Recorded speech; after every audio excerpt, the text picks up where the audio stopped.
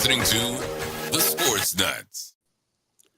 Welcome to the Sports Nutz. Yes, this is episode 121, or as everybody likes to say, Training Days with the Sports Nutz number episode 3. Hey, we have a jam-packed episode. Look, this guy's sitting next to me. Cole, flag on the take, brother. How you doing, man?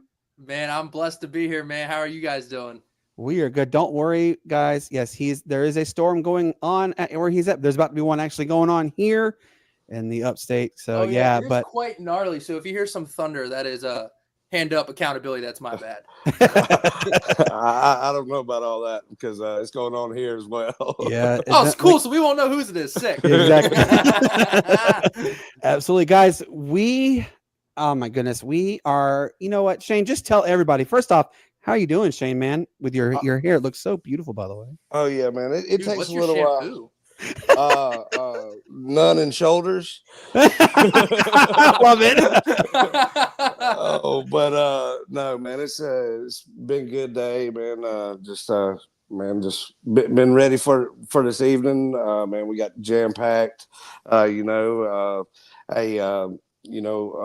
Cole's here, so his partner in crime, Mr. Jordan, unfortunately couldn't make it with us, so he's going to give us a little bit on the Steelers here at the beginning. But I say let's go ahead and start in with the first team, and I kind of came in with a little bit close to their color tonight.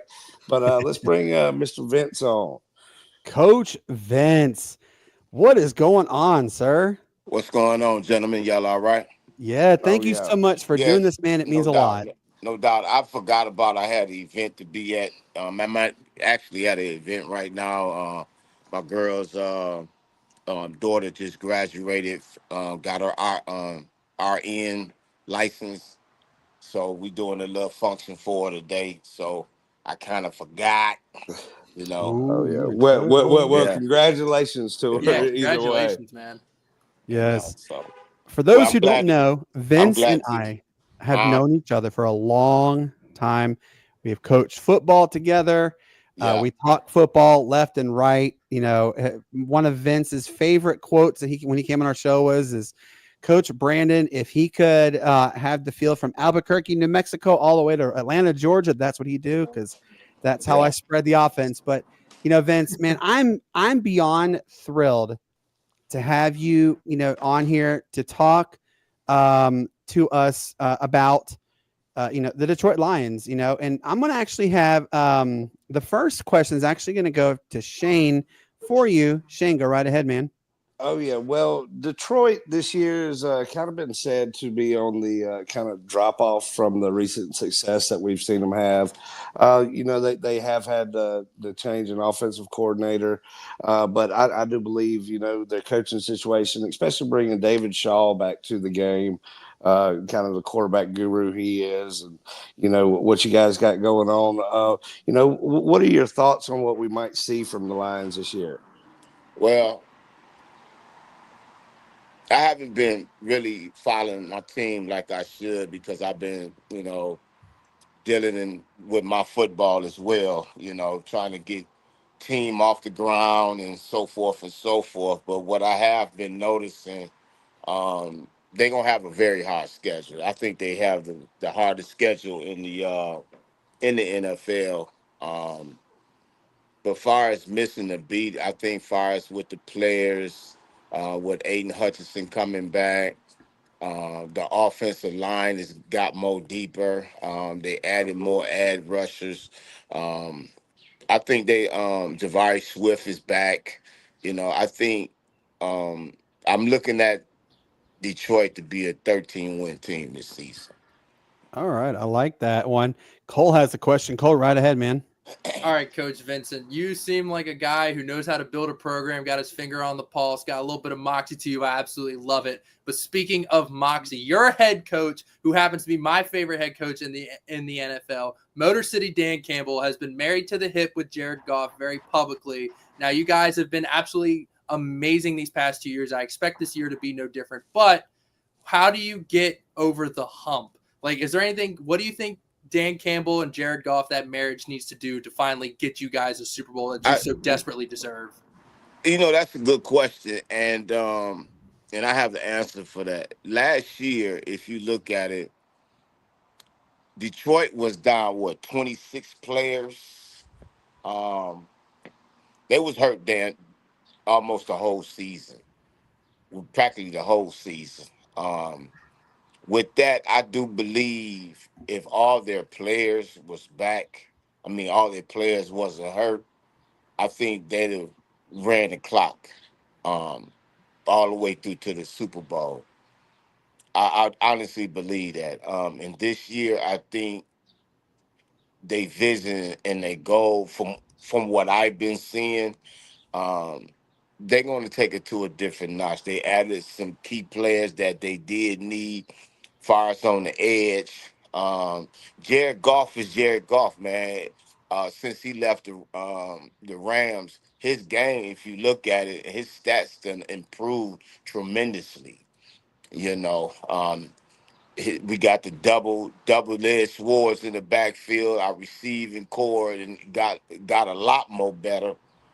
Even though we was good, but we done got a lot more better. But excuse me. I think they're gonna be. I think they got a lot to prove because of that game with the Commanders last year. And they was gonna beat the Commanders. They could have came back if they had extra more time on the clock. But like I say, they was hurt last year. Injury played a big part in the Detroit Lions downfall last season. So no Ben Johnson, no problem, huh? No problem. No. You just stole. I was gonna say, what about Ben Johnson? Dadgummit. Oh no, I buried the lead. My bad. So no, like you're right though. Obviously, this is going to be a make it or break it kind of thing for Coach Campbell. You lost both of your coordinators. Both of them are absolutely solid in what they're doing. Love it. And this team is absolutely loaded. Yeah. Oh yeah. Could this team legit make a significant run? Realistically, you said this could be a 13-win team. Could they even be even better? They could. But again, we got to look at it as like injuries plays a part in, Philadelphia, when they had their run last season, they really didn't have no injuries. They was solid all the way around from all three phases of their game: kickoff, offense, and defense. They were solid, and that's what Detroit is going to have to be as well. And I think that they will be. Coach Campbell, what he's doing. Everybody who comes to Detroit now, and remember, once upon a time, did nobody want to come to Detroit, but now he's built something there. You know what I'm saying? Since the Wayne Fonts era, um, Coach Dan, he has really built a culture. He's built a team down there. So, okay. Okay. All right. Well, look, I got to end this, man. No, it's okay. You know what I'm saying? My wife came out, man. But tell everybody where they can find you. Yeah. So, I think Detroit, they could be a 13-14. Their first game, if I'm not mistaken, is with Kansas City or Baltimore. I'm not mistaken, but they got the hardest schedule right now in the NFL. Absolutely. Vince, let everybody know where they can find you real quick, please, on social media. You can reach me on Facebook. It's Coach Vincent Fortner Bay. I have 2 Facebook pages. You can reach me on that. You can reach me on Instagram. It's Coach Vincent. TikTok, Coach Vincent. You can go to my email. It's vfortnerbay195gmail.com. Hey, you can reach me on social media. I'm on there all the time posting stuff. I coach and train football players. After this season here with the Michigan Bills, I'm retiring from football.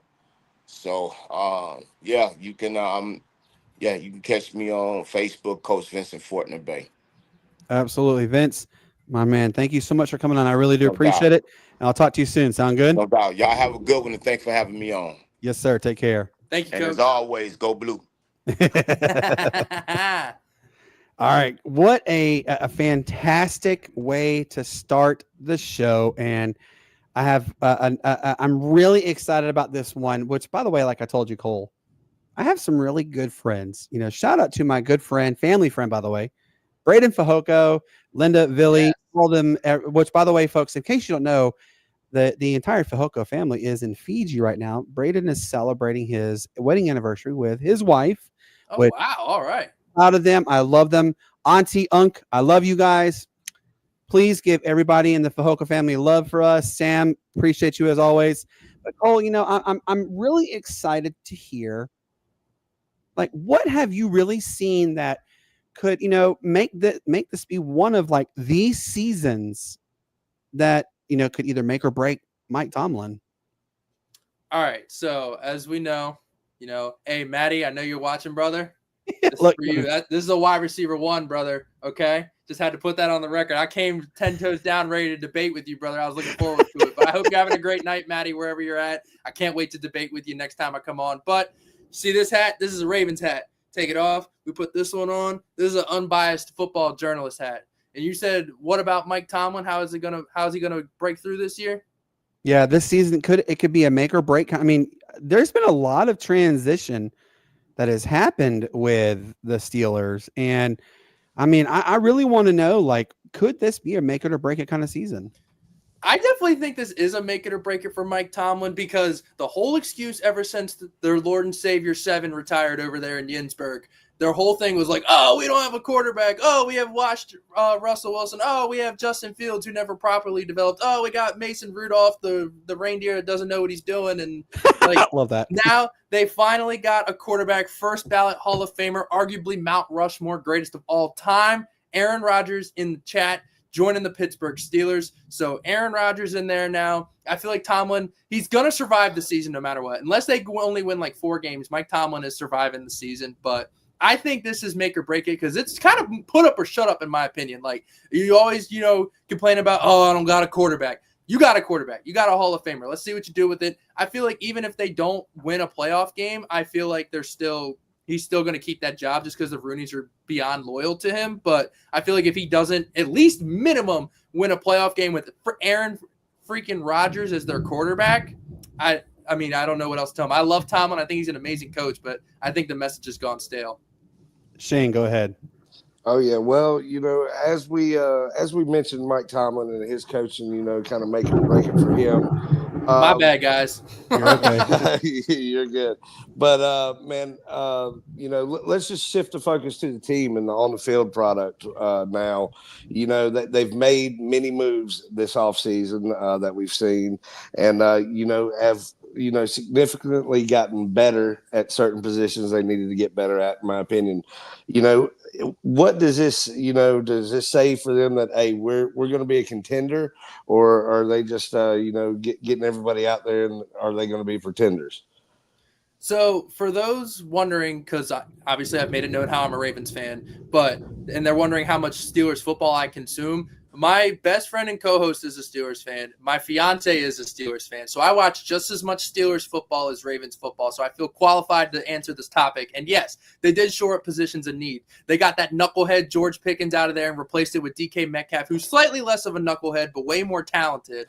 And then they also, I feel like they should have took Jackson Dart in the draft. They missed on that, in my opinion, but hey, that defensive tackle could be really good. And then they went and got Jalen Ramsey. And I told Jordan when we talked Steelers how they didn't have that lockdown, in my opinion. Oh, great heavens. Anyways, so when they traded for Jalen Ramsey, I text Jordan. I said, Jordan, you guys are Super Bowl contenders now. This was the one thing that was missing. This was the one piece I got on the offensive line, above average to good, maybe even great if these year 2 guys develop. They got that rookie running back from Iowa. You can't go wrong with an Iowa running back. That's all they do. You got DK Metcalf. You got Freiermuth. You got that defensive line with Cam Hayward and TJ Watt if he ever gets his money. And then you got that linebacking core, which was good. The safeties were really good. Deshaun Elliott played above what they're paying him.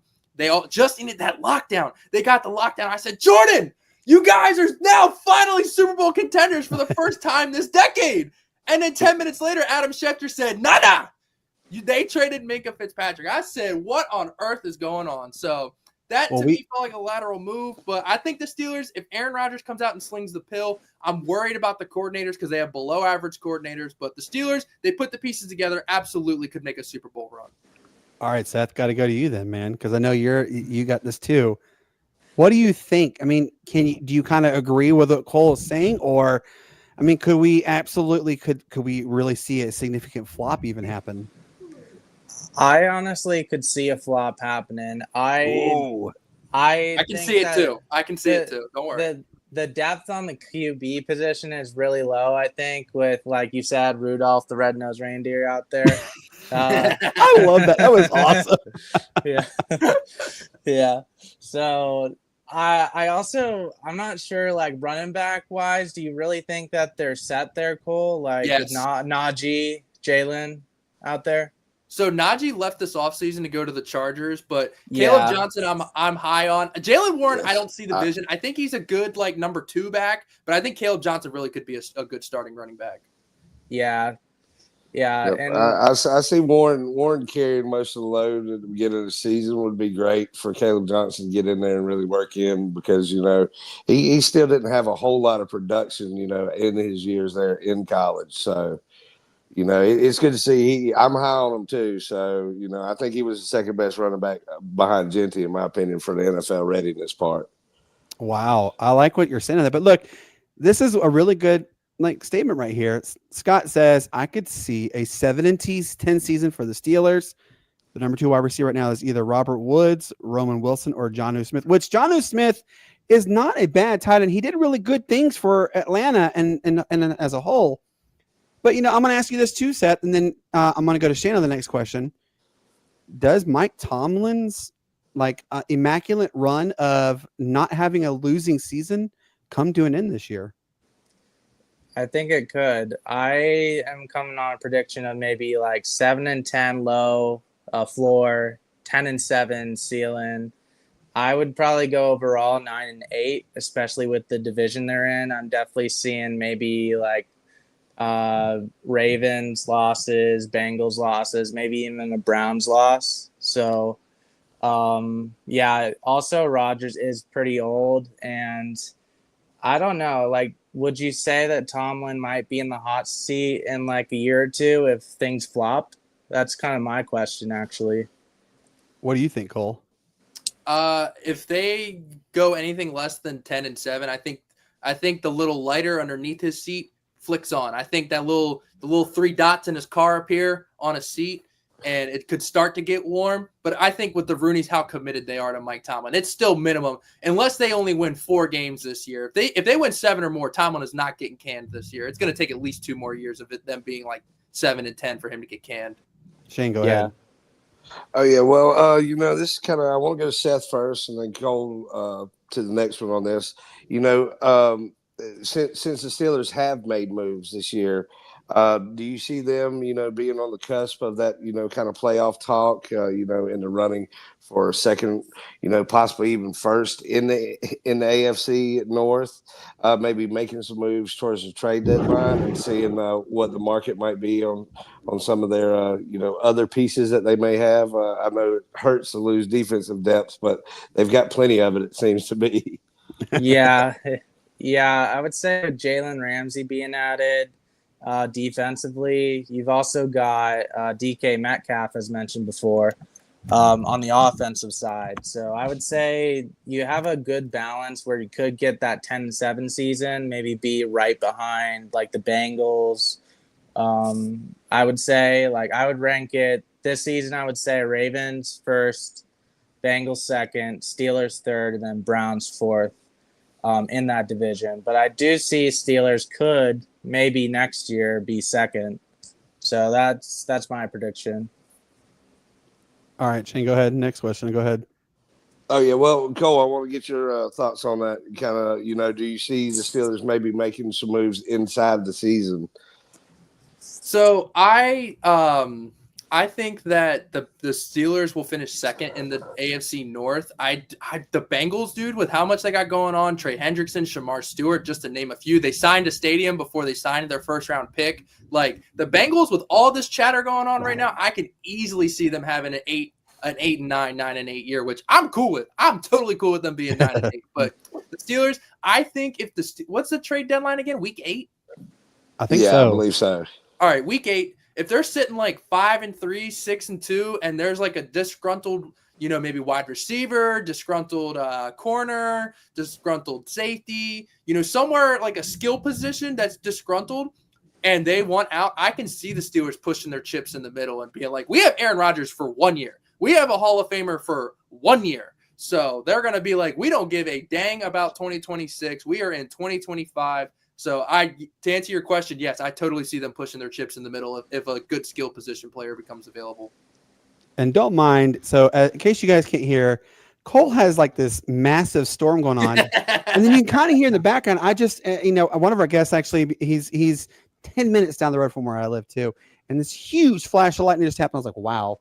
And then this loud clap of thunder just happened. So yeah, there's definitely some storms going on. But Seth, man, we're having you on again. I love having you on, brother. Does that sound good to you? Oh, yes, brother. Yeah. Thanks for having me on. I appreciate it. I know I made a couple mistakes with Najee still being with the Steelers. I think that is one of the, yeah. Well, I think it just shows how crazy the NFL is with just so many transfers coming in. But you heard what one of our guests have said though. What the NFL stands for is not for long. Not for long. So many people do say it's not for long. So I mean, it's a real thing, Seth. But Seth, man, enjoy the fact that you're not having these massive storms that we're having here. I mean, Cole's having them up in the north, and we're having them down here in the south. Man.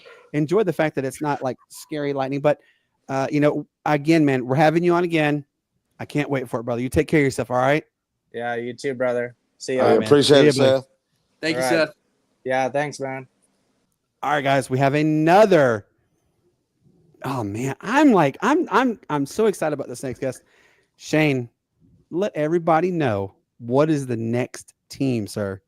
Oh yeah, well, we figure we'll go ahead and keep it with the big off-season moves, and let's go ahead and bring our good friend Mr. Snowman on to talk about some of the Bears. Oh boy, hang on, let me Bears. let me get his logo up here, and then we will bring him on. The Bears. The Bears. Look, I got some questions for you, brother. Are you kidding me? Oh God, is that the Bears with a steel chair? All right, so Shane, you have the first question, man. Go right ahead. Oh yeah, well, Snowman, what we see is we saw a complete overhaul of the coaching staff this year. Bringing in some guys, Ben Johnson, Declan Doyle, Dennis Allen. What do you think we can expect to see kind of scheme wise with as many moves as they made this offseason to kind of shore up some of the positions and, kind of overall, what kind of team are we going to see? Because this is still a big question mark for everybody with the major overhaul. A lot of Bears fans will not like my response, but it goes like this. Remember when Matt Uberfools, a.k.a. Eberflus, was brought in? I love that. Oh, my gosh. And they thought he would be the savior of the Chicago Bears? I rest my case. Now, I have nothing against Ben Johnson. Nothing. Okay? But the last 5 Bear coaches that have been in that culture, basically, I don't know what else. I don't know which other way to put it, because within 3 years, they all got a tiger uppercut out of town. And that's because it's not the team, it's the culture. I said that the last time I was here. I will continue to say it until I see different things. The culture of the 80s was built on 2 things, running and defense. The Bears do not run the football as often as they need to or should. And now you get a creative mind like Ben Johnson into the fold, and you have an unproven commodity by the name of Caleb Williams. Right? You have a proven commodity in Ben Johnson and an unproven commodity named Caleb Williams. And as I say often on my show, Snowman in the Morning, the Bears have risked, doubled down, blown up, thrown away, and shot in the river their entire future for DJ Moore. Next question. I mean, you just hit the nail on the head on that one too. All right, so I want to ask you this, Brian. Okay. Yes, sir. Could Caleb Williams actually be a bust? Oh, I was going to ask that. Good question. Caleb Williams was a bust when he left Oklahoma for Southern California. Does that answer your question? Whoa! Yes, I have thought that He had. Shane will tell you. I have said the same exact thing. I will say it loud and proud. Caleb Williams had one good game in college. One. And it wasn't even a complete game. He was thrust into the game due to an injury. And that is the game, the comeback game against Texas. The look on Cole's face says it all. Okay? You're trying to compare Caleb Williams. Dear God in heaven, help me. I mean, they brought in Caleb Williams mid-game because they were down 28-7 to replace Spencer frickin' Rattler. Does that tell you something? I mean, the game was great, but that was the best game of Caleb Williams' career. He peaked on that day, and he died on that day. Cole, man, I know your mouth just hit the ceiling on that one. Go ahead, man. Ask a question, brother. I'm so... Yeah, that's some rough weather. I rest. Thank Cole. That should answer your next question. No, coach, I'm ready to play. Zeus just told you no right there. Come on. Oh man, Zeus said the heck with that. Exactly. I'm not having that. Shane, I know you got a question, man. Go right ahead. Oh yeah, well no. Let Cole go ahead. I'm ready to hear this one. Yeah, come on, Cole. Let's get it, brother. All right. First off, Brian, I just want to say I love your moxie, dude. You are an absolute hoot. But first off, it's kind of a two-part question. All right. You kind of answered the Caleb Williams part, but so with the whole Caleb Williams situation, like, what do you realistically see happening? Like, can Ben Johnson save him? Like, at what point? I mean, you already kind of answered this, but at what point do you think Bears media is going to fully turn on him if he comes out to a slow start? Of all the questions and all the cities and all the towns and all the worlds, he asked me this one. I got two parts. Okay, I'll answer your first part right here, right now. Can Ben Johnson save Caleb Williams? I believe this will tell you my story. Okay,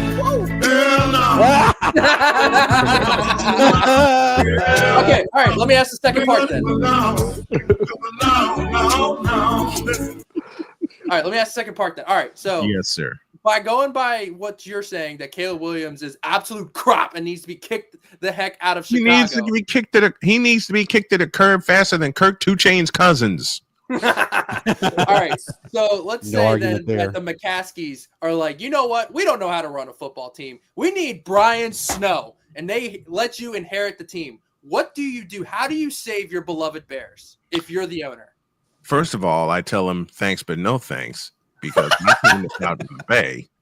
Second of all, if they allowed me to inherit the team, I tell all of them, stop the cap and get everybody in there and build from scratch. You can't, folks. Get Rodgers to play for the. Give me I love this. Give me this button.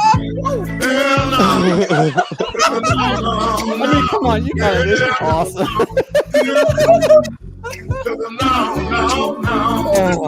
Aaron bleeping Rodgers, really? No.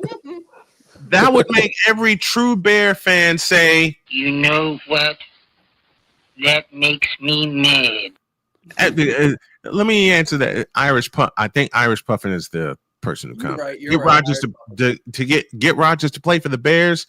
In the immortal words of the great Paul Allen, are you kidding me? No. You're googly moogly. It'll be a long time if that's the case, and even with the case that they have now with Ben Johnson and company, you have Caleb Williams as your quarterback. Are you going to actually give Caleb Williams the keys to your offense, Ben Johnson, and actually trust him to turn and hand the ball off to DeAndre Swift and let him have a 1,000-yard season? Because if you don't do that and get back to what made you who you are, there will be none of this talk either. Playoffs? Don't talk about playoffs. You kidding me? Playoffs? I love that. I love how well lined up he has these. He knows exactly right? where He he's knows how going. to hit you on the head. This guy's a pro. He knows exactly where he's going in his sentences. Hey, listen, I'm still learning. Even 30 years in the game, I'm still learning because I just got a couple new things here, and I'm working. Man, you're kicking wholesale rear end, man. You're doing awesome. I appreciate you have a question. Go ahead, man. Oh yeah, well, we can talk about it all we want, but let's get down to the brass tacks of things. Realistically, with this team that they have assembled, with the coaching staff, with all the noise around and what we see, man, where do you see them? Do you see them as maybe a first overall draft pick next year, or kind of give us your realistic outlook with what they have on the field right now? Now he didn't just say a cuss word at me and say realistic, did he?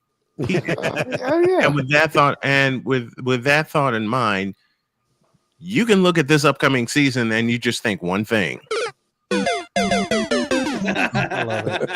I love it. Because it would take a miracle for them to get up that vine and get out of the hole of mediocrity that the Steelers are going to inherit. Okay? Listen. Let me break down my vision of the Bears, and it's pretty simple. It starts with that spaceship they call a stadium called Soldier Field. You should have just pushed the plunger, but I understand you want to keep the columns, okay? The columns identify what Soldier Field is. Hello, Chicagoan here. I get that. But couldn't you have done better with the modernization of Soldier Field? Definitely. Now, granted, I love calling games in Soldier Field. I've done a couple prep bowls in there. I've done a couple college football games in Soldier Field. That's where it starts. But they treated Soldier Field as if they were saying this. And get it built so they don't spend any more time in Champaign, Illinois at Memorial Stadium. Second of all, you've gone through coach after coach after coach and offense after offense after offense after offense. Dear God in heaven, I just saw this chat and I will touch on that. I just saw it. Okay. But you put a lot of this into a team that spent a lot more of to DJ Moore. You don't like DJ Moore? No. Oh, God. I will say this too, Colt. DJ Moore, listen, I'll say it again. The Bears have risked, mortgaged, bought, refinanced, sold, and thrown away their entire future for DJ Moore. Wow. I mean, that's like DK Metcalf to the Steelers. You're removing one knucklehead for another knucklehead. Hey, that's very real. Is there anyone you do like, Brian? On the Bears? Yes. Yeah, but they won't use him. DeAndre Swift. Yeah. Oh. Look, Cole Kmet's going to get underused, underserved, undervalued, and underexposed. But he needs to be the focal point of their offense. Yeah, okay. But they won't make it. They won't make him such.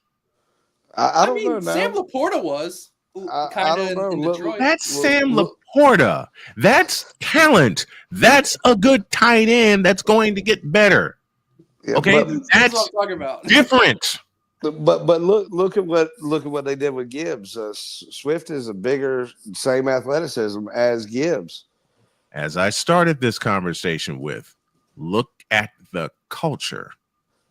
Yeah, that's very true. Look at the culture. All right, Yeah. You're talking about a team that once upon a time employed one of the greatest running backs to ever play the game in Walter Payton. No, he is the greatest. I'm sorry, he is the greatest. Let's just be honest. Look, Jim Brown's a great running back. Brandon, Payton's sweetness is the best. This is where I will fight you. Okay. I have two in my top three coupled with Walter Payton, and one of them no one would expect, who should be in the Hall of Fame now, but isn't for some strange reason. My top two running backs are Walter Payton and Barry Sanders. Barry Sanders is great. My third, look up the name Roger Craig. Oh, I know Roger Craig. Yeah, I know that name right away. Oh my God. But come on, you got to really realistically sit there and say, I mean, Walter Payton is he was unlike any other running back. I agree. To play. And I think I watched most of the career of Walter Payton. That's why when people ask me who my top 3 running backs are, I don't put them in order. Roger Craig, Barry Sanders, and Walter Payton. Okay? I don't put them in any kind of order because they all represented the same thing at different points in time. Don't mind the ice cream truck behind us, by the way. About 5 seconds. NFL, you have done Roger Craig a disservice by not putting him in the Hall of Fame. I didn't know he wasn't in the NFL or the Hall of Fame. He is. If you can celebrate Christian McCaffrey having 1,000 season, if you can celebrate Marshall Faulk having 1,000 season and couple that with the Hall of Fame induction, why can't you do the same for Roger Craig? I thought Roger Craig was in. That's crazy. He should be in. I'm going to do a standalone video on that very soon when I You should, and I will tune in. I am. I love your Ryan, back to the Bears. Yes. That's come on, shenanigans. You're going to set him off. It's because actually he went to the Raiders and tarnished his reputation before he wound up with the Vikings. Trust me. But his reputation was tarnished by NFL writers. Anyway, as far as the Bears go, give us your predictions as to what the season could be for them. You really want me to do that? Yeah. Oh, yes. Oh yeah. Yes. You really want me to do that? Yes. We do. Yes. We want to hear. I will do this quickly.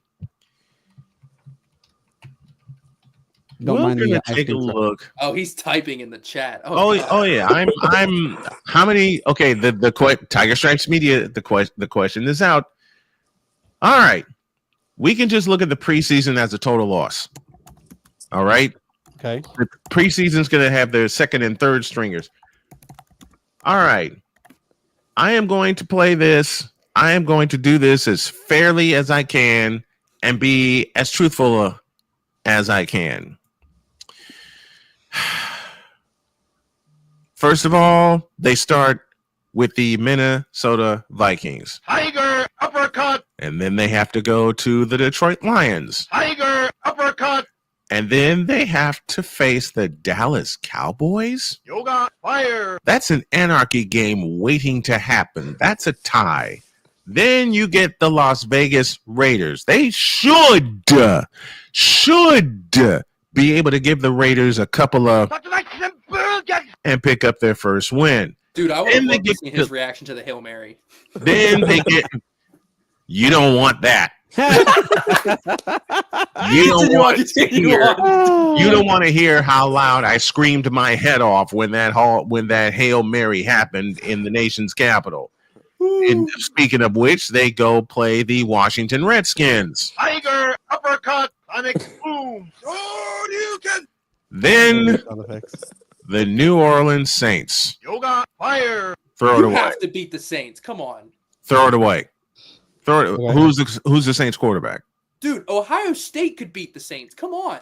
Spencer Rattler, I think. The Saints quarterback. Tyler Show. Tyler Show. Listen, do you really want to spend money? Do you really want to spend money to go to Soldier Field to see Tyler Show versus Caleb Williams?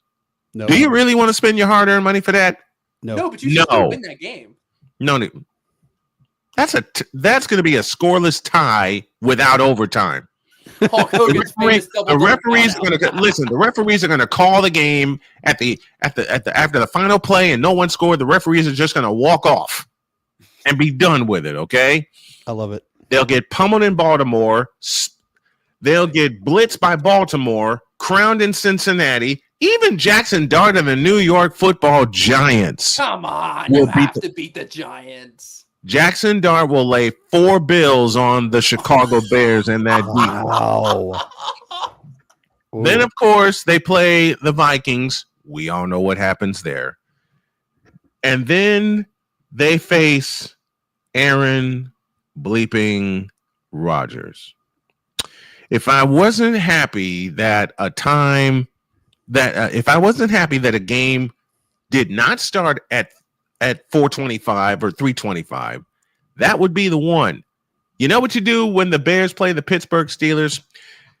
You put it on NFL Network. You put it behind 24 paywalls and make it so difficult to access. No one wants to watch that. Get out of here. And then they face the world champion Eagles. Do I need to tell you how that's going to go? No, sir. No. We know how that's going to go. No, we got that one. Then they have to go to Lambeau Field and the frozen tundra. Do I need to tell you how that's going to go? Nope, we got that one too. And then you have the most anarchy of anarchy games this entire season. You have Caleb Williams and the Bears hosting, God help me, the Cleveland Browns. They should pay people to go to that game. I love that. The Cleveland Browns, who don't know what in God's name they are doing when it comes to drafting a team, building a team, coaching a team. They haven't known it. They haven't had any success, and I don't count 2020 because there were dire circumstances there.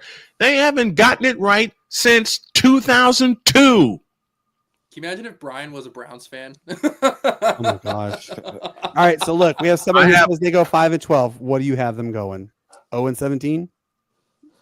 0-22. 0-14-3. Okay. 3 ties and 14 losses. NFL record 3 ties. NFL record. I like that.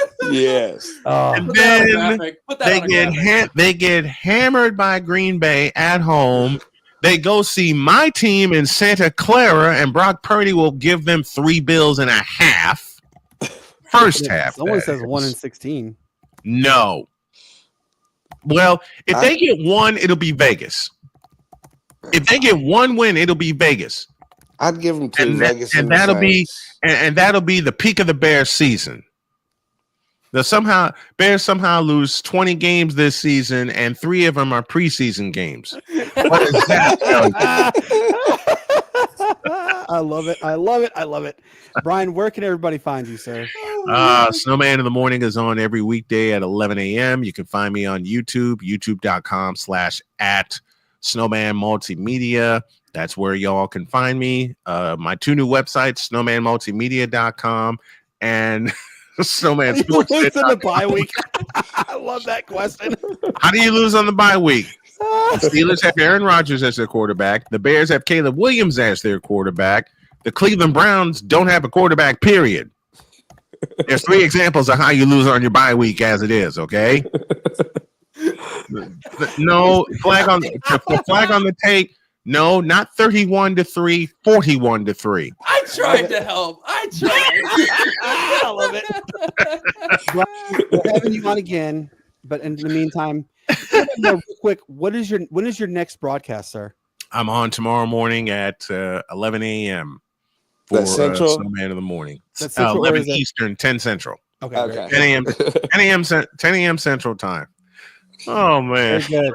Brian, man, I appreciate you.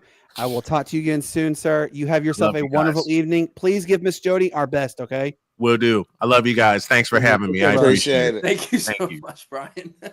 All right, that guy is the GOAT. Yes. Look, we have these 2 gentlemen right here that we're about to have on. I believe they're brothers. But before we get them on, though, make sure you guys ask about the Austin Powers wig and planking. And as you know, right now, they're literally laughing in the background. My man Kyle is sitting right here with his buddy or brother, Alex. Hey, guys. Not a brother. He wishes. Yeah. I don't. I do not. I think Kyle. Yep. All right, Kyle.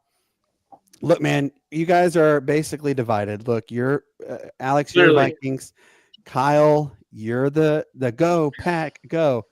Let's start with the Packers, okay? Let's not, as we should. As we Let's should. start with the Packers. Yeah. As we should. Sorry, my girls hear the ice cream truck. And there's like a storm like no tomorrow going on in the You know ice what's cream funny? truck is out Kyle here. hears the ice cream truck all the way from over here too.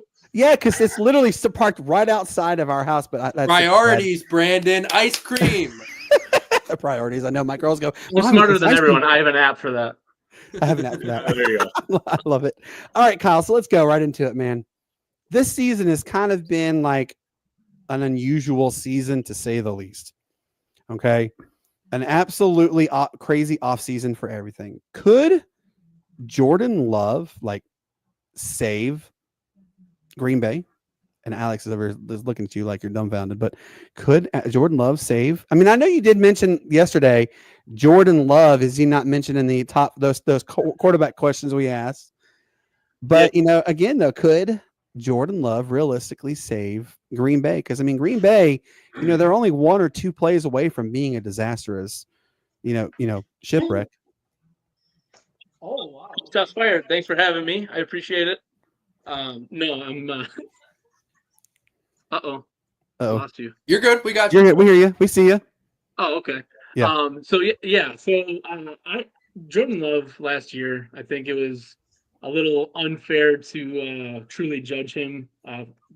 Definitely based off of the season he had prior.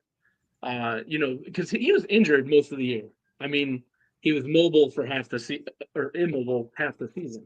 And we still ended up making the playoffs, and what was he, top 10 in touchdown passes, I think, something like that. So I think this year is going to be a true judge of where he's really at, whether he's really going to be our savior or the next Aaron Rodgers. If he stays healthy, I think with the new speed that they just added this offseason, I think they're going to do some big things on offense. So I truly believe he can do another top 5 finish like he did 2 seasons ago. What do you think, Shane? Go ahead. Well, we see Green Bay getting a lot of love this offseason, and yes, pun is intended on that one. I thought so. But we see Green Bay and Washington being mentioned as those teams that are going to take over maybe those top 2 spots with what the moves that they've made in the offseason and all. Realistically, with the product you guys are putting out on the field, and still a couple questions around Love. What do you see? Do you see that actually being a realization this year, where you guys could be one of the top 2 contenders in the NFC? We have a lot to figure out. My biggest concern about this football team right now, I think, is on the defensive side of the ball. Obviously, defensively, getting rid of Jair. Obviously, he hasn't really been there for us. They say one of the best things about a player is their availability. But if we don't get the defensive back situation figured out, I am kind of concerned. I know we added Isaiah Simmons this offseason, which was great. Nate Hobbs. But again, he's still, I don't know where he's at. I mean, he's been okay for Raiders, but I don't know if he's going to be a true bona fide number 1. Because right now, I would say Nixon's our number 1. And I think you'd agree that that's not a strong number 1. So, but if we can figure out that position, I think a lot of things are falling into place for us. So, number 1 contenders, not sure yet. I have to see a little more from their front office, filling positions, things like that. So, what do you think, Cole? I mean, the Green Bay Packers, to me, it seems like they could really use a guy like Jair Alexander on their team. So I heard they're having open tryouts for cornerback. So I'll fly up to Wisconsin next week if I can go ahead and make that. Because you guys were having a wide receiver do cornerback drills and rookie minicamp I saw. That's dire straits, brother. That's not good. I was more focused. I was going to ask you a question about Jordan Love's consistency, but now that you brought up the defense, man, I mean, what's the fix here? I mean, you could get like a Stephon Gilmore, but is he really still a number 1? I mean, what's the course of action here? Because if you guys don't fix that cornerback room, you could be in trouble. Yeah. I mean, they still have some cap space left, and especially when they're spreading out Jair's payout of the whatever it is. But I don't know. I just I was actually hoping for Jalen Ramsey type of guy. I mean, he's kind of getting seasoned as well, but that would have gave us some hope. But I guess I really don't know who's out there now that could really make an impact. That's why I'm concerned about the defense. So the defense is going to be one of the biggest struggles, because last year I think one of their I don't know what you want to call it, downfalls was not being able to get off the field on third down. We had to be one of the middle of the pack to bottom of the league and getting off the field, and I think that killed us at times in the season. So yeah, in terms of defense, that remains to be seen. I think offensively, I'm more excited about that side of the ball than I am defense right now, which is not a great thing. Let's do this. Let's play floor and ceiling. Kyle, give us your floor and give us your ceiling. Yeah, I think I actually wrote it down. Yeah, so I think our floor is 10 games. I think that's the floor, especially if we don't figure out some things, because we do have a gauntlet with some of our. I think we're like the eighth worst schedule in terms of strength. So I think 10 games is our floor, and I think our ceiling is about 12 games. All right, and then Shane wants to know. Go ahead, Shane. Oh yeah, well, what is the matchup going to be like when Aaron Rodgers and the Steelers come back in? What kind of treatment do you expect out of that game? Oh, I think when for the Packers fans, again, we have a lot of love, and I think it'll be a mixed bag. But I think there will be more cheers than there will be boos. You'll still hear the boos, trust me, because there's no question. He was a diva at times. I still love him, man. He did so much y'all for dealt us. with it before, though. We loved it. Yes, Shane. It almost took the same course, and I'm like, you got to be kidding me. And if he would have went to the Vikings, man, I don't know what I would have done. Alex was just. I don't know what I would have done. But no, I think he's going to be well received by most. But of course, you're going to hear the boos. But I think it's going to be a positive experience for him. And then obviously coming back into the stadium and seeing the coaches that he loved and some of the players that he loved. And so I think it's going to be positive overall. Green Bay Packer fans are, we're still pretty loving, especially when you do something special for the organization. So. Oh yeah, well, and y'all paid him. You own the team, so. that was the Bears, I believe. You own the Bears. We've heard your floor. We've heard your ceiling. Give us your absolute expectation record-wise for the Packers. Let's just throw it out there. Yeah, I actually have them at 11-5. That's my realistic. I think they'll probably drop. 11-6, you mean? Sorry, 11-6. You're right. Yeah. I'm going backwards, but yeah. So 11-6. I think we have some tough games. The Lions are still going to be the Lions. I know they got some stuff to figure out with their offensive scheme now, but we do got to play the Vikings, and they sometimes can get lucky and steal a game or two. Anyways, but yeah, so we got a Commanders. We're starting out with the Lions. We just got so many challenging games I think I think 11 games is where we're at. I think we'll get in the playoffs again. So yeah, I'm hoping they figure out the spots we need to and we can make a run. So I like it. Let's switch next. Who's sitting next to you? Yeah, because he's going to do the school cheer if we get him to. Oh! All right, so I got to ask you real quick, by the way, Kyle and Alex. Yeah. Who wears it better? The Austin Powers wig. Is it Kyle, or would Alex be the one that should really wear it? Well, here's the thing. That was my original Halloween costume, and I did win a dance-off at the costume party. So, I took second place, I took first place in the couples competition for costumes with Austin Powers. I don't remember that. Yeah, you're passed out and sulking from the Packers loss. So. Oh no! Oh no! Oh, I love it. Alex, dude, I gotta ask you. This team, I don't know, they overperformed everybody's expectations last year. They absolutely did. I mean, you had a once in a lifetime kind of performance with Sam Darnold. I mean, Shane knows a lot about Sam Darnold because he is a Carolina Panthers guy. But, this team is going to have JJ McCarthy back. And, I know JJ McCarthy is a good player. We all know it. But, I mean, realistically, like, what have you seen this offseason that could say, oh, we're absolutely back and we're going to be better than last year? Here's the thing. So, being a true Vikings fan, if you are a Vikings fan, you know that you expect great things and you expect to be let down when it matters most. That is just the core of being a Vikings. Need I remind you of a certain field goal from Mr. Perfect? But when we talk about JJ McCarthy and we go back to that, the thing is, I think a lot of what is happening right now, it relies on KOC, our head coach.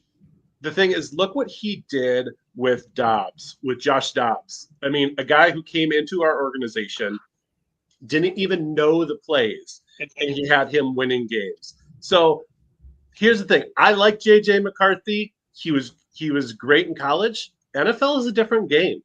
He is yet to prove himself in the NFL. I think and I hope that he's going to do great things for us. But when you take KOC and you match him up with Sam Darnold and pull off what he pulled off last year, I think that you can do that with a halfway decent quarterback no matter what. Not to mention the weapons that you've got with Justin Jefferson and Jordan Addison out there. So I think the Vikings are primed for another amazing season, just for them to let us down when it matters most. So we're ready. We're ready. Bring it on. So, like everybody just heard at the beginning, I'm an Atlanta Falcons fan, diehard. They don't call us the cardiac kids for nothing. We know what it's like to have all this. Oh my God, and then no, it happens. Shane, you have a question. Go ahead, brother.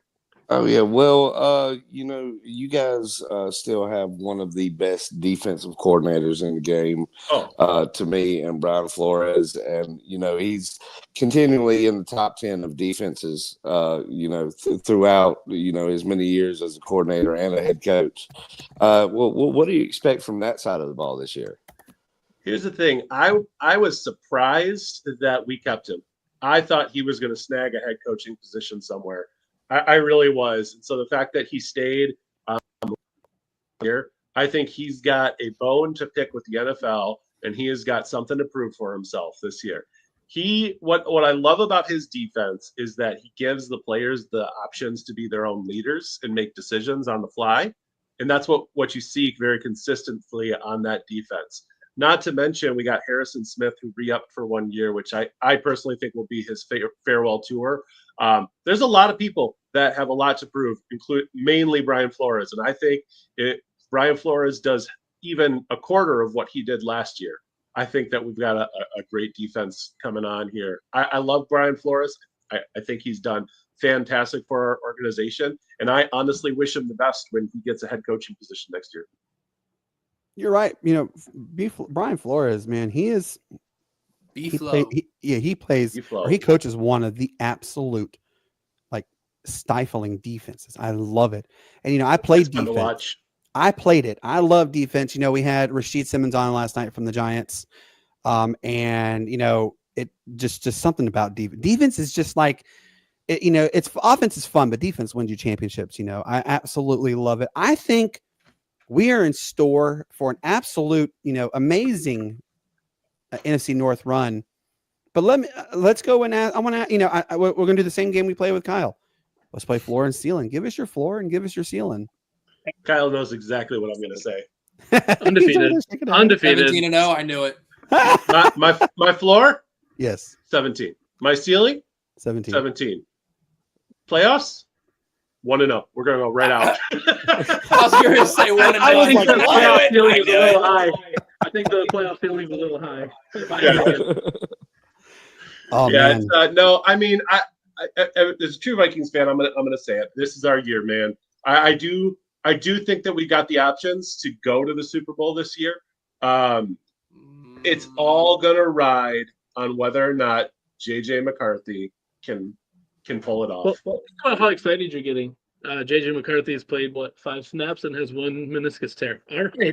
Well, go Vikings! What's a successful season for JJ? Don't you do it. Don't you do it. Cool. I love it. I'll sing the fight song Oh man. in the Austin Powers wig. Here, realistically, they got the stuff to do it. They had the stuff to do it last year. Nobody believed them. Playoff jitters or whatever happened there. Look at this. You've got Justin Jefferson, who is yet to win a playoff game. He is hungry. That guy is primed and ready to just go. And like I said, JJ McCarthy, Kyle mentioned it, hasn't really played a real snap in the NFL yet. So he's yet to prove himself. So there's that. But, worst case scenario, we can fulfill the prophecy. If JJ McCarthy doesn't do well, we can trade for Rodgers, bring him in, and fulfill the prophecy. Just like I was waiting to see if you were going to say something about Aaron Rodgers and follow the exact same path that Brett Favre did. Absolutely. Hey, by the way, that Super Bowl was stolen from us that year. Yes, it was. Brett Favre had the bounty program out on him. Yeah, the hollow hit and everything. Yeah. Yep. All right, Kyle, I got to ask you where. And I want, because look, as you see, we have 1,360 people watching. Tell everybody where they can find you.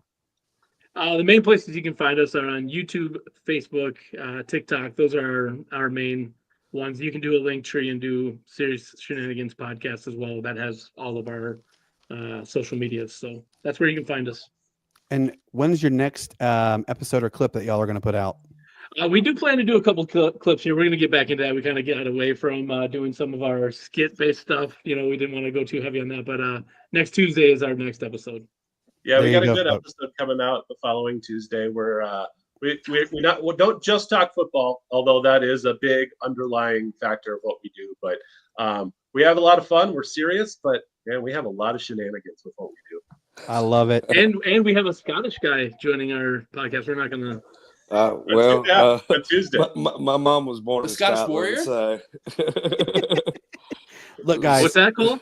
The Scottish Warrior, Drew McIntyre. Close. You're gonna have to find out who it is, but absolutely, I will. Look, to all of our people watching right now, I want you to go click on their podcast, subscribe, follow, share everything. Alex, Kyle, brothers, I appreciate you guys to the max. You have no idea how much this means to us to have you guys come on. I'm honored. I really am honored to have you guys there. Kyle, as you and I both said, man, I'm glad we've connected. We're going to have you guys on again. And you'll best believe that we're going to have you on regularly. Sound good? Heck yeah. We'll be there. Let's get some skulls in the chat. Family, baby. Skull, baby. Skull. I love it. 10 limit.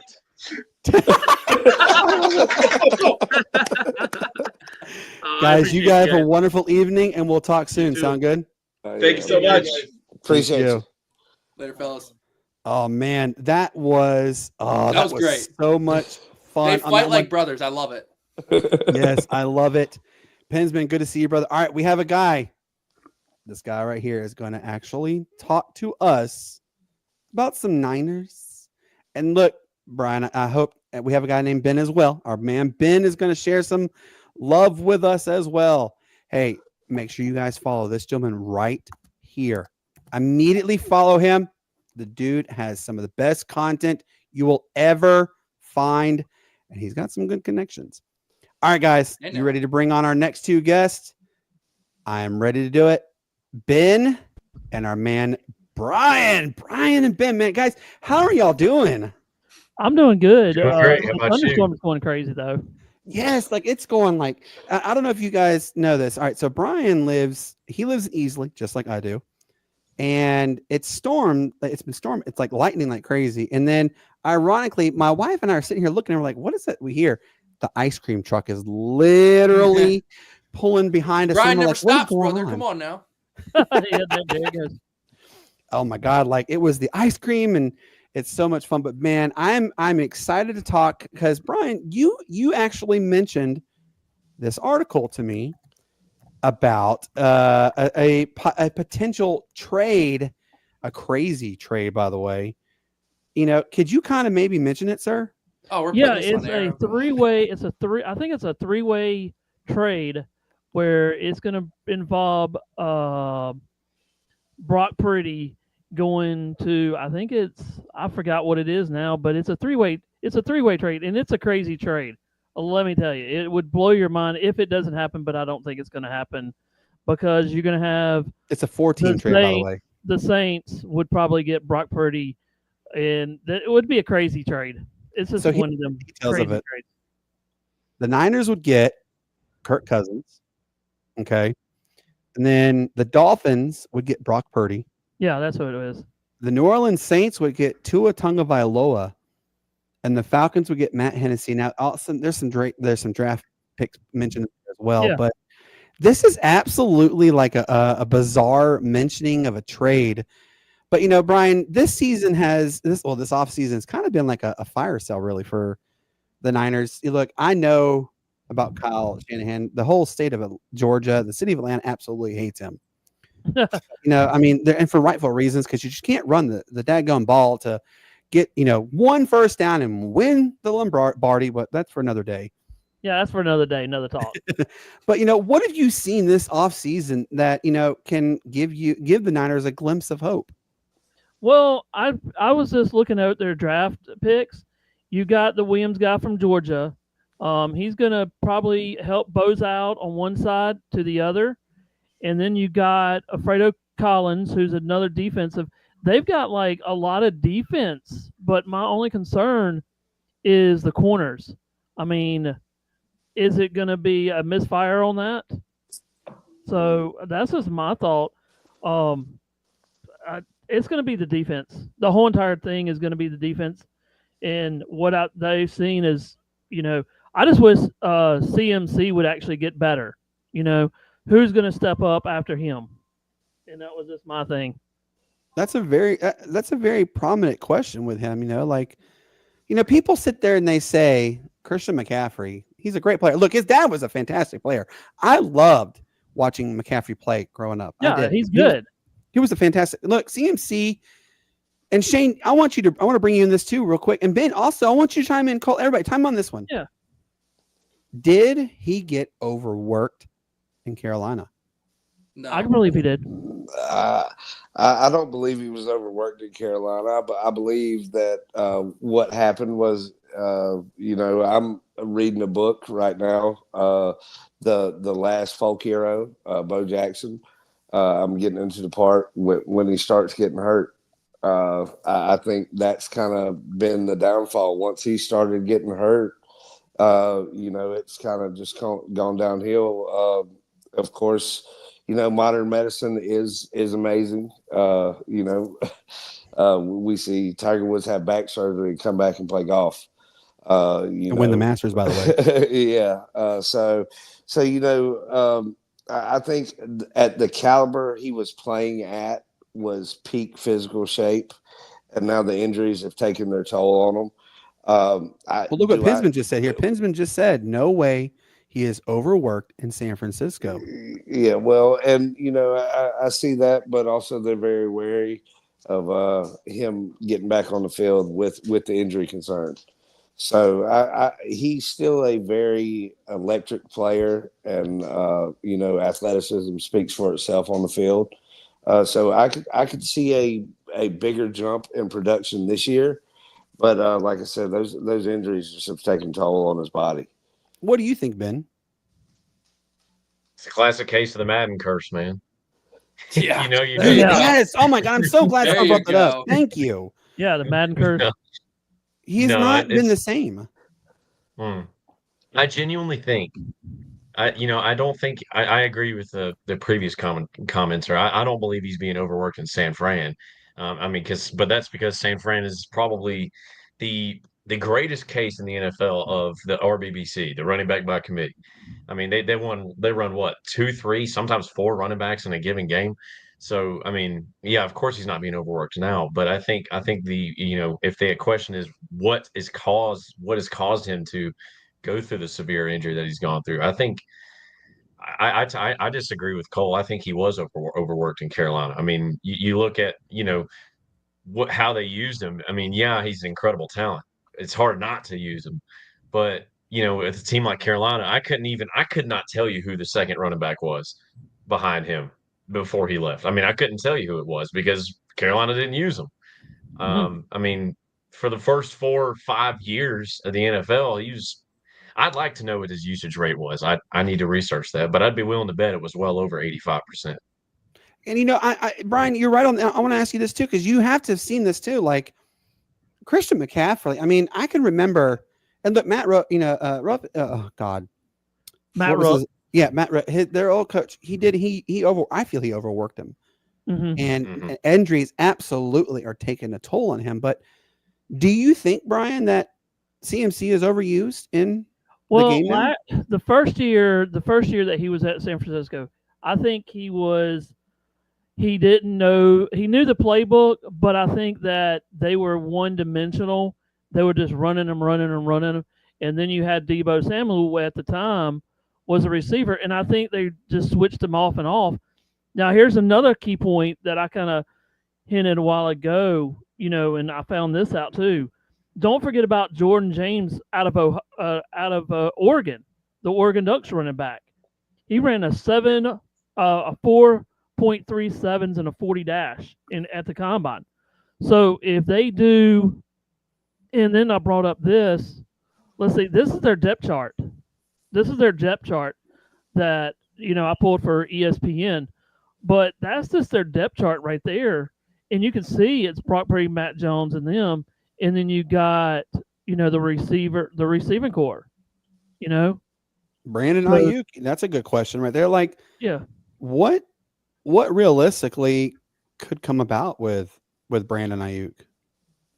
I think he's going to be a type of person that they are actually going to use as maybe a decoy, because if you're going to concentrate on CMC, if you're going to key on him, then you're going to have Brady Ayuk wide open. And don't forget Jenkins. Jenkins is a good player. I had him on my fantasy league last year, and he was just blown away. I think he beat Deebo a lot of times, but the only thing is he's got to catch the ball more. I think it's going to be a lot of what are they going to do, actually. You just never know what Shanahan's going to do. That's true. Shane, go ahead. Oh yeah, well, we've seen the Niners make a bunch of moves this offseason, and they particularly brought in a lot more defensive help that help them out over the pieces that they've lost. But we really haven't seen much offensively. I know they kind of went in on the draft a little bit on the offensive side more than what they normally do. But kind of give us your thoughts on what pieces that you guys are bringing in that could be the core contributor, and could that put y'all back via no injuries kind of deal into that conversation for the NFC West title?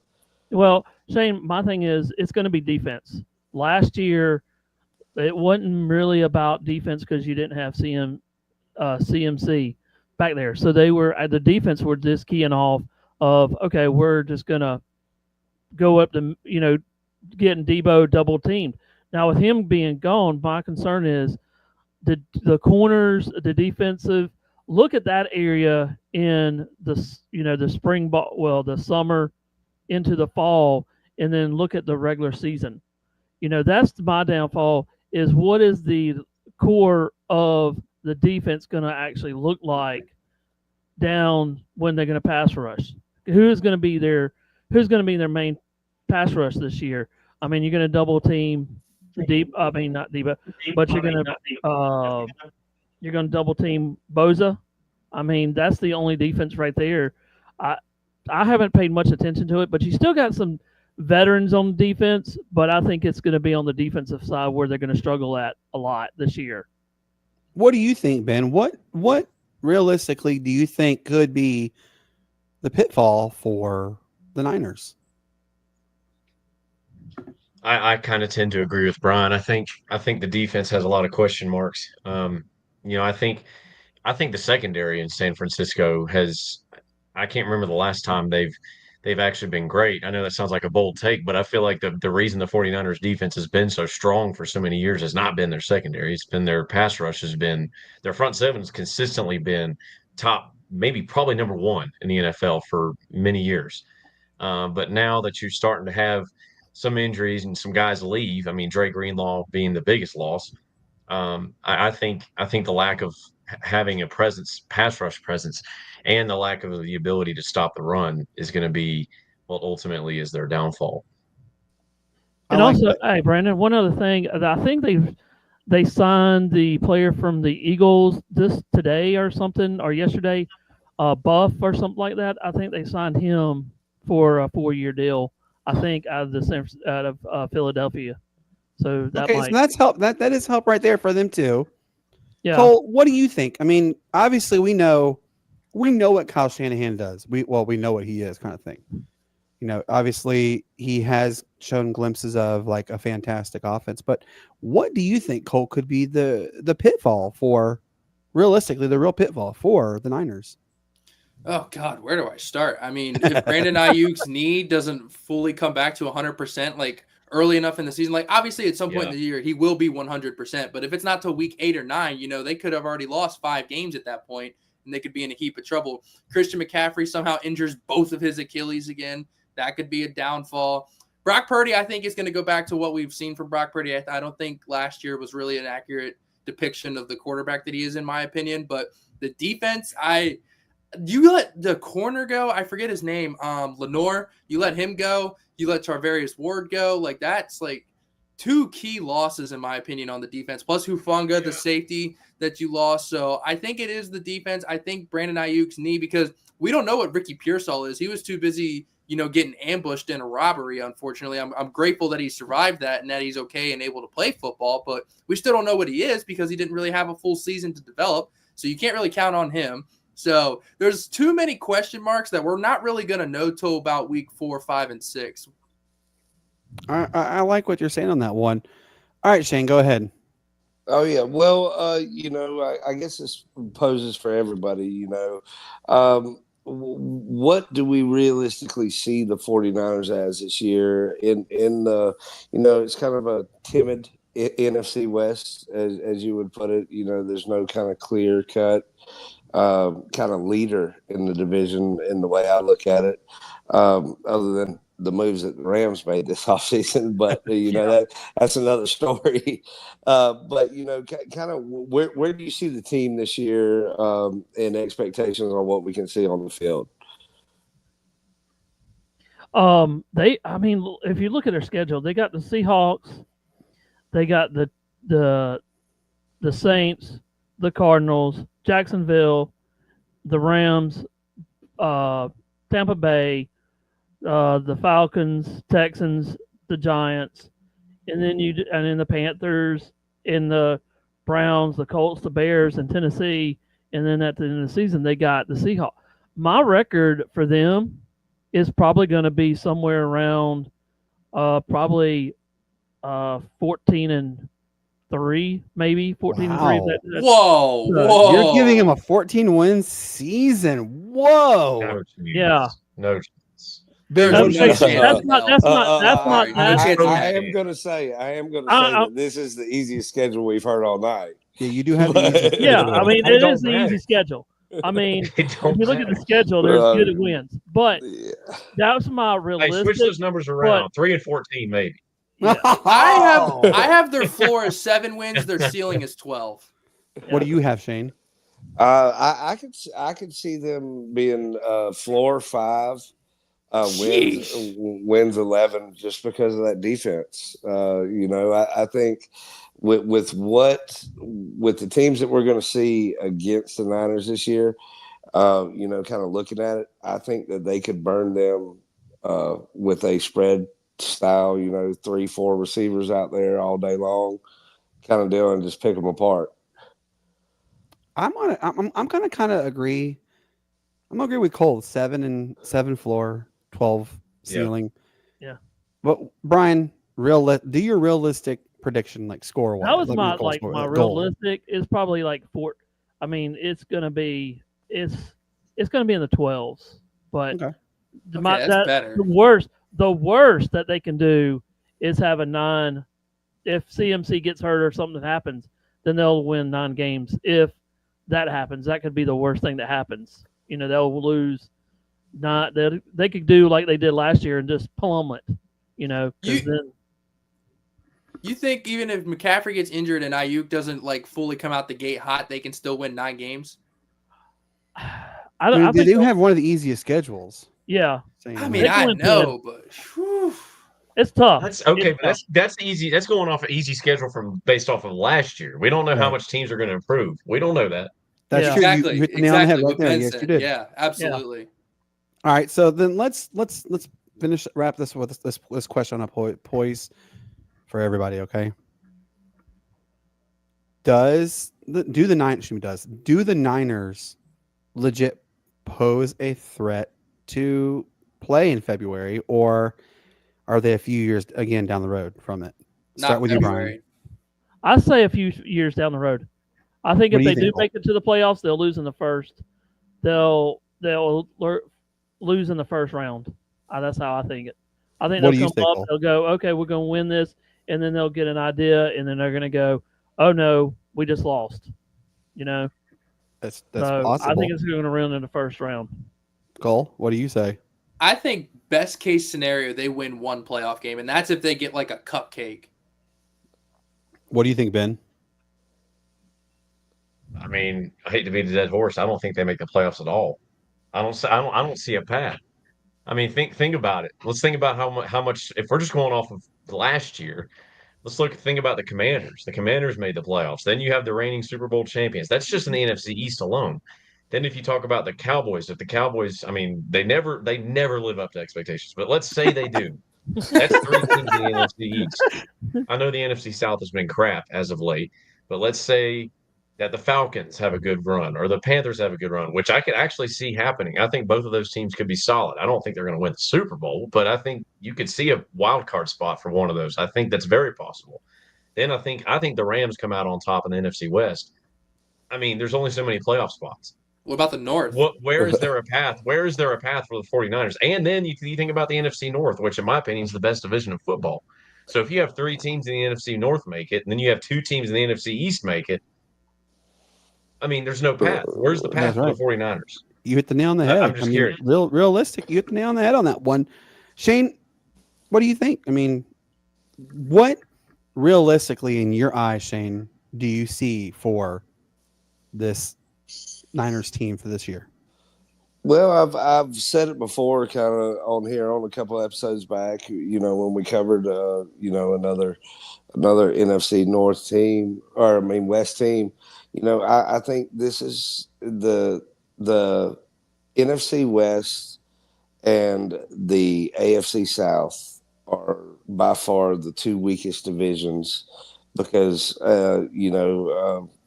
I might be a little biased, but, I think the South will have a bounce back kind of year.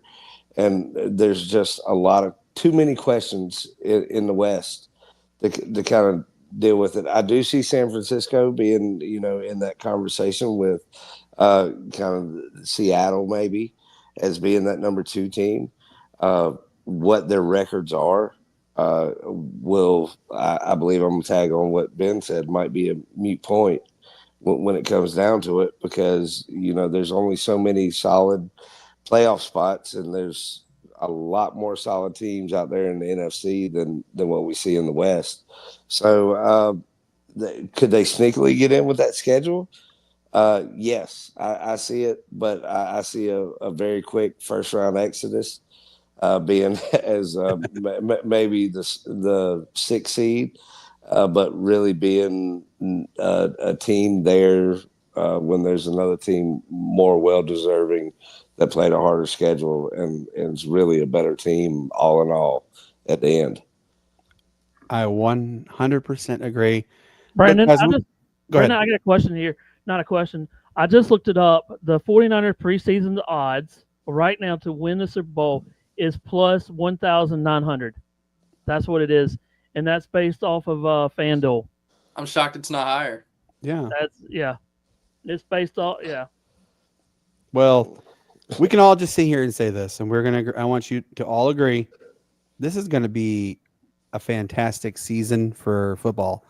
Which, by the way, you guys, in case you are living under a rock, but dadgum, if you are, you're I don't know why. We're only a couple of weeks away, guys. Our last episode of this series is the day before the Hall of Fame game.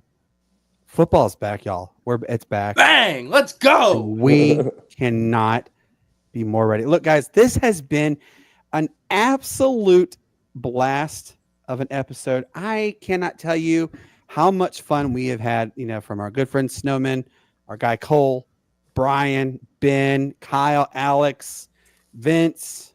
I know I'm missing other people. Who else am I missing? Everybody. We had a lot of people. I can't remember. Anyone who showed their face. Yeah, and by the way, all 109 comments that we had tonight, thank you guys 1,000 times. Because we have a couple comments here on the Facebook that I've added on there, but thank you guys so much. Real quickly, want to remind everybody, we will be back on Friday. This Friday, July 11th. We have a very good friend of ours. She is with the Hawaii Sports Radio Network. Her name is Ku'ule Agbenyani. Definitely tune in because she's got some really good inside information with what's going on with UH. As everybody knows, I'm a UH guy. That's my team. And then next week, Shane, really quick, let everybody know, if you can, what episode 4 will take place. What's going to be about episode 4 of Training Days with Sports Nutz. Yeah, well, episode 4 next week is going to be, same Wednesday night, 7:30, as always. But we're going to kind of slow it down, maybe take an in-depth look on the AFC East. We're going to try to kind of cover all facets of it. And I think it's going to be a great episode. I'm really excited for it. Of course, I know Ben, as a Dolphins fan through and through, is going to be on there with us. Yep. Pretty excited about that. So, man, we're going to have a good time. And, as Brandon said, we're going to conclude it up. We've got the AFC East to go. And then we're on to the NFC East and a couple other teams. And then we're right into the NFC South, kind of our bread and butter right before the Hall of Fame game. So we didn't do it on purpose, but I'm glad it worked out the way it did. Absolutely. It's going to be a blast. And then also next Friday, July 18th, we have our good friend Desmond Johnson from Down the Tobacco Road podcast, talking Panthers, talking Falcons, talking the whole NFC South. It's going to be a lot of fun.